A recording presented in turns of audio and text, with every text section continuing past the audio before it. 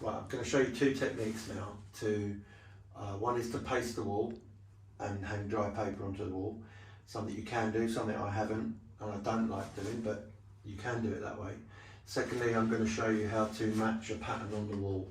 So we've only cut 4. I could have cut 6 or 7 ready to go, but I cut 4 at a time. I'm now going to cut a pattern, cut a piece of paper and matching the pattern onto the wall. So what I do is I just drop the paper onto the floor and then lift it up from the bottom looking for our pattern. Now this is what I was trying to tell you before, that the waste you can get. Now there's our pattern. Obviously we need to be much higher than that. So this is the amount of waste you can get when you match paper. So that is the next pattern.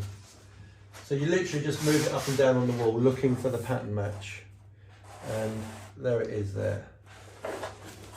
That shows you how much waste you can get on every length. That's why I only allow 3 lengths to a roll. So what I do is I make a crease. This is strong paper. Don't worry about creasing paper. You won't see that when it's on the wall. And then I've just pushed up, allowing our 2 inches excess. I've got 2 marks there. I know where the paper is going to go and I know where I'm going to cut it. So then I hold the paper on the wall. Looks difficult, but it really isn't. Come down, again make a crease. Sometimes what I do, just so I can make sure that I don't lose that crease, that's where our paper will finish, that's where the excess will be. So I make a little cut in the paper. I'll pick this up, take it to the bench.